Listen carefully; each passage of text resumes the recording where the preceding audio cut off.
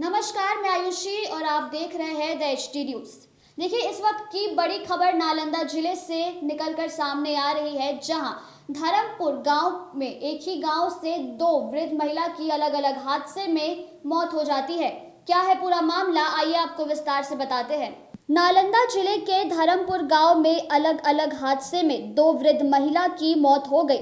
पहली घटना एकंगरसराय थाना क्षेत्र इलाके के धर्मपुर गांव की है, जहां सड़क हादसे में वृद्ध महिला कांति देवी की मौत हो गई। बताया जाता है कि महिला धर्मपुर गांव से एकंगरसराय अपने पुत्र से मिलकर अपने गांव लौट रही थी। इसी दौरान अज्ञात वाहन की चपेट में आने से उसकी मौत हो गई।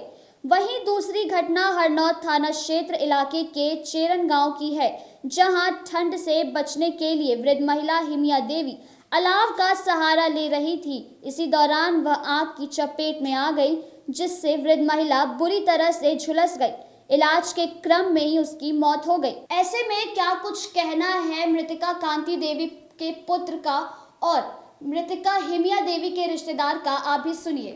कंगसराय से आने के दरमियान गांव जा रही थी और गांव जाने के वक्त बस से उतरी और अचानक कोई, अब क्या कहें, गाड़ी होगा, गाड़ी से एक्सीडेंट कर गई और इनका पैर उल सब मतलब स्पॉट डेथ हो गया। अज्ञात वाहन था। अज्ञात वाहन। तो मैंने ये गई थी कहाँ ये बच्चा के पास से कंगसराय रहता था बच्चा, उन्हीं के पास गए, मिलने गई थी। और सुबह के समय बोली कि भाई गांव जा रहे हैं, हमको जाना है मौसी के यहाँ। मौसी के यहाँ गृह प्रवेश कल था। अच्छा। तो इसी के चलते कपड़ा उपड़ा लाने के गए कि भाई लेकर के आएंगे तो जाएंगे। और क्या नाम हुआ आपका? मेरा नाम प्रभाकर है। सर, एक घटना ग्राम धर्मपुर हरनौत का है।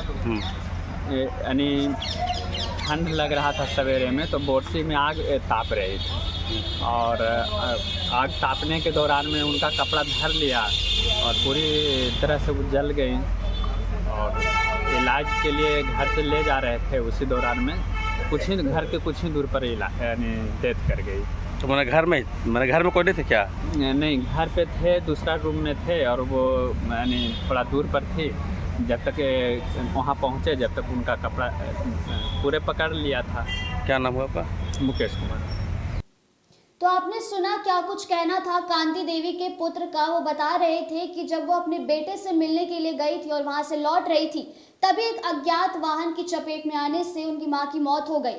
तो वहीं दूसरी तरफ आपने ये भी सुना कि क्या कुछ कहना था हिमिया देवी के रिश्तेदार का कि ठंड से बचने के लिए जब हिमिया देवी आग जलाई, उन आग का सहारा ले रही थी, तो अचानक आग की चपेट में आने से उनकी मौत हो गई। ऐसे ही आगे की तमाम अपडेट्स के लिए देखते रहे द HD न्यूज।